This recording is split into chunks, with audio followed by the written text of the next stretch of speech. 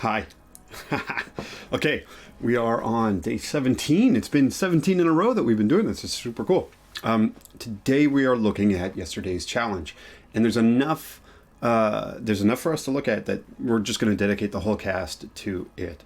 And the idea again is all about perception. All right, so this is exactly what we're going to be talking about today. All right. If you remember yesterday's, if you watched yesterday's cast or rewatched it after we've recorded it, this is yesterday's challenge. It's an animation that looks like sliding steps. We built this animation using 10 layers, with 5 moving out and 5 sliding in.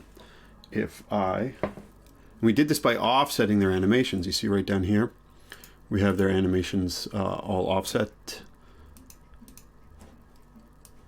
Okay. Just like that. They're all offset. And we use the alignment and distribution on the timeline. So like when you have a bunch of layers selected, you can align them or distribute them. And so this is what we did yesterday. If we look without scene masking on, this is what our animation actually looks like. Okay.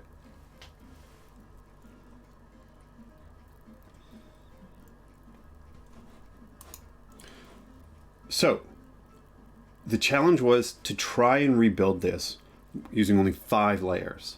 And the idea behind doing that is to be able to challenge you to be able to see animations in a different way. Okay?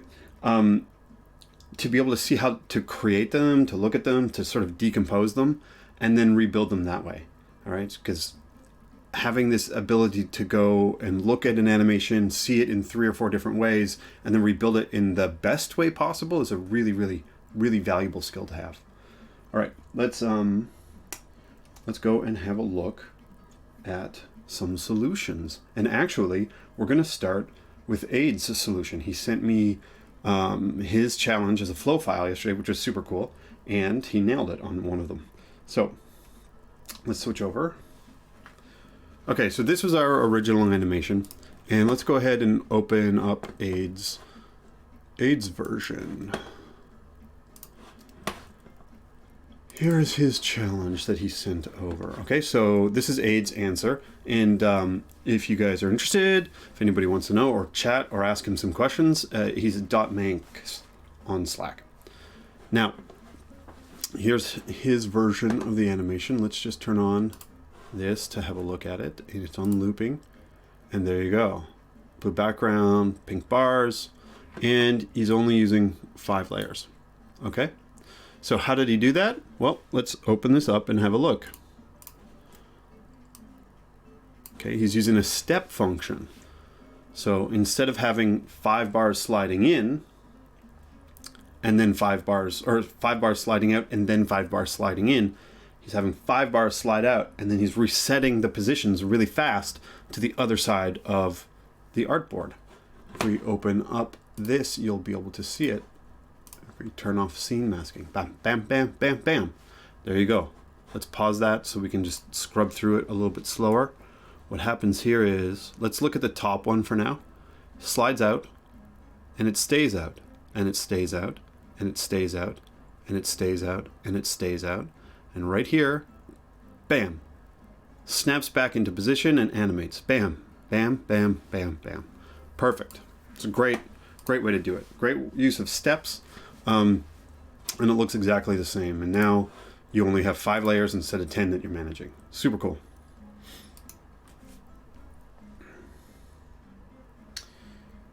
So there are a couple of other ways we could do this. Let's have a look at 2 of them right now. I'm going to just go back over to my version of this. Window. Here we go. All right, so there's a couple of other versions that we could do.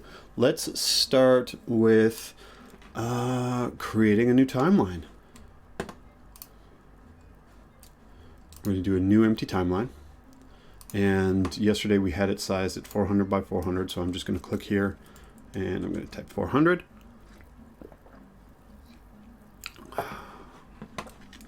And let's make that background light blue. And yesterday we used shapes. We used shapes with a little bit of an extra thick border, and we slid them in. Now, today we're going to use shapes again, but we're not actually going to slide anything back and forth.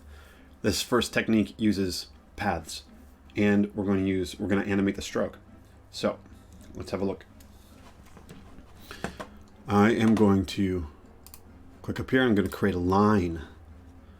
I'm going to double click into this. I'm going to move this to right up here and change its position. The second point, let's actually start like this. We're going to take the first point of our line, which is this one, the one that has the path handle on it, and we're going to change that position to 0, 40. And this one here is going to be 440, straight across. Now, we have our line, and we are now going to make its stroke width 80. We actually can do 82, 82, just to give it a little overlap with the next ones that we're going to create. And so we're going to copy. We're now going to copy this and paste, paste, paste, paste. I'm going to move this one down into position just like this and adjust its position to 360. Each one of these should have a width of 400. Okay, that's great. And then we can actually it's a 0.1. We're not exporting to any code or anything like that, so 0.01 is fine for the height. And now we are going to just align everything to the left and distribute everything vertically. And now we have our pink version. We can select all of those, and we are going to set the endpoint at the beginning of our animation to 0. And we're going to turn off relative mode, and we're going to start animating. We're going to drag it to 1. And we are going to say the endpoint is 1. Then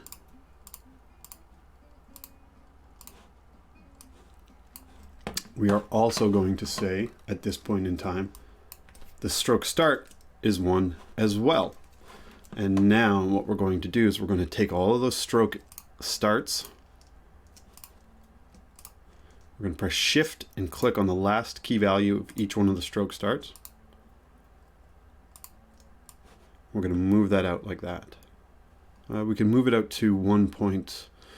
Oh, what was the timing? Let's have a look. Back here, it ended at 2. That's right. So we're going to go back to our timeline. We're going to move these all out to 2. Just like that.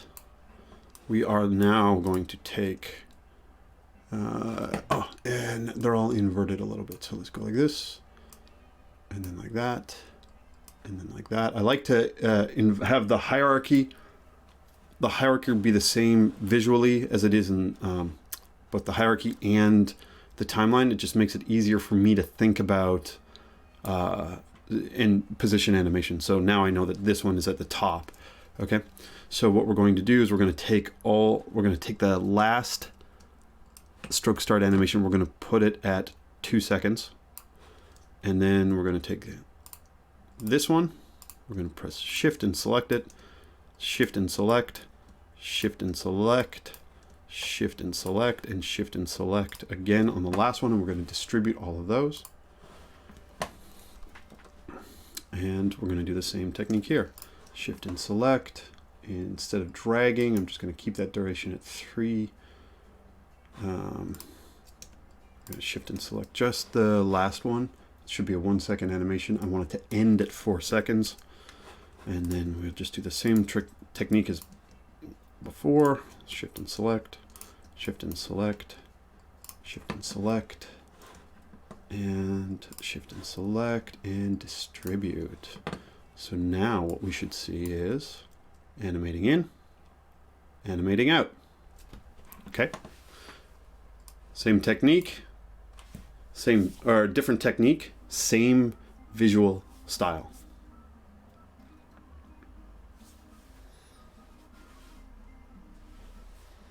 Okay, so that's the first technique. we're using a different kind of shape.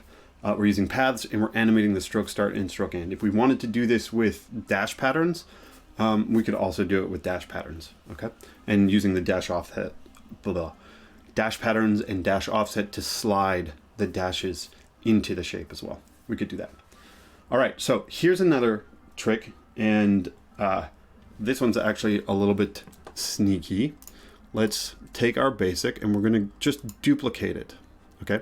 So this is the sliding in, and the sliding, this is the sort of the sliding in and sliding out animation. Okay, what we're going to do is we are going to delete the last 5 layers. We're going to go back to the beginning of our timeline, which is right here. We are going to move everything out like that. 1, 2, 3, 4, 1, 2. Oh, what did I do wrong? I didn't have relative mode on, so let's just undo.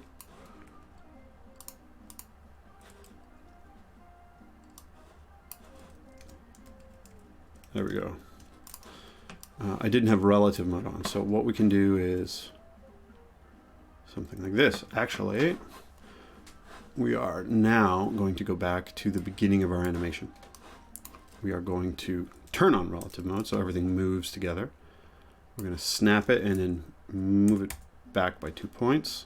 I pressed the left key while those were all selected to move those layers just a little bit more. And now we have our in animation. Okay, that's how we want to start this one, the in animation. Now, how do we get this? What we're going to do, we're going to take that scene, and just so you can see it a little bit clearer, I'm going to start at the beginning. I'm going to change this scene to have a pink background. And then I'm going to select all those layers. I'm going to click on the fill color. I'm going to make the fill color blue and drop that on like this. And now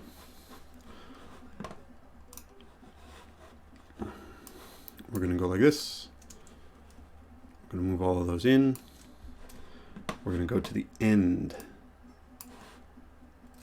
Oops, undo. And we have our in animation. Turn off relative mode. Go to the end of our animation. And we're going to move all of those out. 1, 2. And move it over by 2 as well. So here we have our animations. And they're going to go like this. Watch this now. We're going to hit play. And then they're slowly animating out just like that. So what we want to do is we want to actually shorten that timeline for them to move out. So what we'll do is we're just going to option drag. And it doesn't matter where you place them, but we're just option dragging. We're creating those gaps like we talked about on Monday. All right, we're creating gaps. We're going to select these. We are going to align them. And then we're going to say they all start at 3 seconds. So now our animation, if we select all of this, should be 1 second long. You can see that duration up here on the right. And we're going to kind of do the opposite of what we did. We're going to move this back to 2 seconds. We're going to select this. And here we're not going to shift select, because shift selecting the last one actually selects everything before it. And we don't want to do that. We just want to select the 2 for this current set of animations. And we're just going to move them like this. And now that they're sort of all in order, we're going to select all of those and we're going to distribute them. Okay, so now we have one set of layers moving in and out. And if we turn that on, our animation looks the exact same. Okay, but I like this one. I like this one because it's about being able to see it and invert your perception of which things are sliding. Okay, so instead of the pink one sliding, we actually have blue ones sliding, and they start by sliding in and then sliding out, and we create a gap in that animation, and then we just let it repeat itself. Okay, I really like this one. That's a good different way of sort of not just looking at it in different terms of shapes or having a different perception about how to change the structure of the animation. This is a combination of visual perception mixed in with a different animation technique. Okay, so one more technique, which is actually really interesting, is Aid had an interesting technique that he was trying with doing this with, let's just pause that for now, with the path. Okay, so here, let's have a look. Let's just turn this off. Actually, you saw the answer already, but let's turn that off. Let's hit play. And here, what he was trying to do is recreate the animation with just one layer. Okay? All right, so this is like a step further forward. This is one layer instead of 5 layers. And he's created a path that has steps on it, and he's animating that path across the scene. And let's just dig into what that looks like. So let's unmask that. The shape itself, okay, the shape itself has different steps to it. All right, and my guess is you probably went and double-clicked into like a big square and then created these steps one at a time, sort of like that. All right, and then you create this sort of effect of things sliding in by offsetting them like this, and then you go like that, okay? And then when it gets to the middle like this, when it gets to the middle, the shape itself is actually wide enough to cover the whole scene, right? So it's covering the whole scene. The middle part is covering the whole scene. And then you animate back out like that, and they would sort of like come out like that, something like that. Okay, so I think I broke the animation by fiddling around with it. Let's undo, undo, undo. And then this is his original animation. Yeah, perfect. Okay, so that was his original animation. Let's zoom that in a little bit. Okay, so this is a really interesting technique. Now, there's a couple different ways that you can actually create a shape like this. There's a bit of a snag in terms of the animation, but we'll get to that. First, one of the easiest ways to animate shapes like this, or to create them, I mean, obviously you can just double click into a shape and flow. So let's try that right now. I'm going to switch back, and I'm going to go to my flow file. And we're just going to create a new empty timeline. File, new empty timeline. Command Option Shift and N. Let's make this, we don't even really need to make this into anything, but I'm just going to add a square, for instance. Add a rectangle, and let's make that, let's just make that a little bit bigger. Okay. And what you'll do is you'll just double click onto that thing, and you can press Option, and now you're just going to create 4 dots to create 5 different paths. It's actually a little bit more. What you're going to want is you're going to want 1 extra after each so that you can create the step properly. And then what you would do is you would come back here, you would select 2 of them, just like clicking here and then pressing Shift, clicking, and then moving those back. And then you can press Command to snap down, and then you grab that one and you move it back, and then you take this one and you snap down, and you start to make these steps this way. Okay, and so it takes a little bit of crafting here in Flow. I'm going to show you another technique where you can import a shape with from a design tool like Sketch. Okay, so let's go over to this file that I created right here, singlepath.sketch.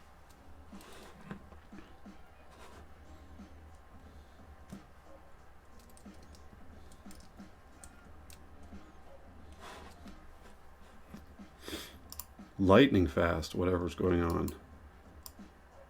Oh, look at that. It looks like Sketch froze. Okay, let's try opening it. Yay! Don't need to send that.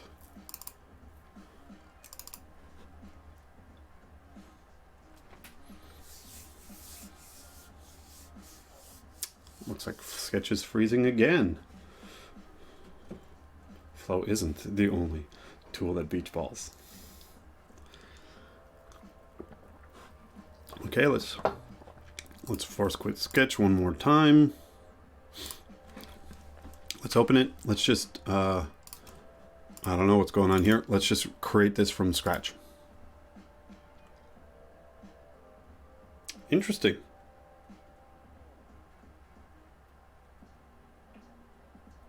That's no good. Ah, there we go. Okay, great. Okay, so let's open it up. Let's create an artboard. I just pressed A. We're making an artboard. Let's make that artboard 500 by 500 or 400 by 400. Okay, let's press Command 1. And then we select that artboard. We give it a background color. We're going to click on this. We are going to pick that, I don't know, flow blue. Let's just do that. Okay, so now this is how I would construct our animation. One of the things with doing it this way, okay, with having that with having just that square, is that it actually kind of makes the shape, like there's only going to be one animation path with this one, or animation track, and it's just going to be the path. And then what you're going to have to do is maybe you're going to have to select some of these shapes and then move it over, and then it creates a path animation, and then you have to do that a bunch over and over and over again. But one of the easier ways of dealing with this as a single path layer is to create the path with a bunch of sub layers in it, and you can do this. Okay, so this is how we're going to construct this shape inside of Sketch. We're going to make 5 layers. We're going to join them into a single combined shape. Flow is going to interpret that as one shape, and then it's going to have a bunch of subpaths, and we can work with those.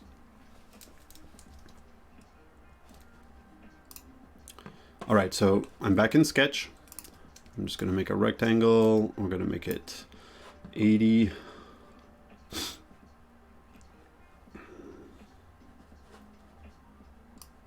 High and 400 wide, and it's positioned at 0, 0.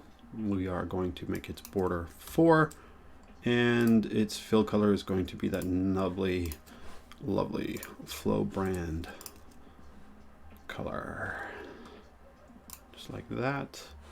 There we go. And so now what I'm going to do is I'm going to duplicate that. I'm going to bring this down, okay, and just to then I'm going to copy and I'm going to paste, and I'm going to bring that down just like this, and D, bring it down, and D, bring it down.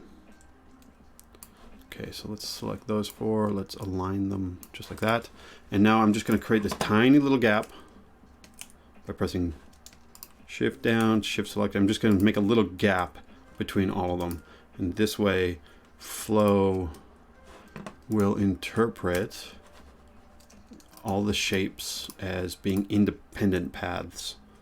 Okay, then I'm going to take them all, I'm going to combine them just like that into a combined shape, and we are going to call this our complex path, and we're going to save that complex path. And now let's go back to Flow. Let's go to my file, Perception, and we are going to link a file. So here actually we can go File, and we can actually link a sketch file after we have initially created a file without one. Here we go. Let's choose that. We're going to bring that in, and now we have that replicated. If I double click in, what you can see is there's going to be 5 of these little path handles. Okay, 5 of these little path handles, and that means that each one of these is a subpath for our shape. All right, so now with all of those subpaths, I will be able to shift and move those. Okay, I can create like animations by doing something like that. I can grab that entire subpath by that handle, And I'm not going to do the full animation right now, but I'll just show you the principle is that if we had all of those and say we were at the end of our animation over here, whoops, the end of our animation is just 1 second because it's a new timeline, just like that. We're at the end of our animation here. All right, what we can do is we just take those handles and we just slide and shift them into place, slide and shift them into place, slide and shift them into place, slide and shift them into place. And now we have our animation. Let's unfurl that just a look.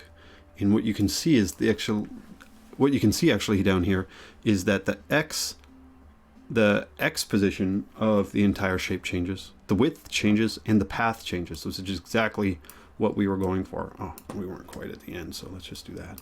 And now there's our animation. Okay, so that's just a technique. We are moving the layers or the subpaths back and forth. Now, I do have a little version of this as a single path animation that I worked on just before. And what I ended up doing was let's turn this on. Okay, I ended up animating in various steps, like the first one coming in, and then the second one catching up, and then the third one, and then the fourth one, and then the fifth, and then they all sort of align back in, just like that. Okay, and I made this all linear, and then when you hit play, this is the animation that you get. And if you click here, you get something that's kind of close to what we had before. Okay, now I say that this one is kind of close. One of the tricky parts about this is because they're not actual individual layers, you're not going to be able to get that same finesse of moving things at different rates and different times. So everything, the entire path changes all together. Now this is a really cool technique for getting something down to a single path, which also has its benefits. But then again, you know, mimicking that like nice smooth sort of fade in or easing in and easing out of each layer, you're not going to be able to achieve that as gracefully with a single path, because you only have access to animating the entire path as a single track. Okay, so that is today's cast. Pretty good one. Perception again. So let's remember what we did is we looked at yesterday's animation. We rebuilt the thing 4 different ways. 3 of them were pretty exact. The 4th one was a super cool technique, but not quite spot on with the animation aesthetic. Okay, and all of this is really great practice for being able to see animations differently, and then to be able to construct them differently, because there's always a different way that you can build something. All right, see you tomorrow.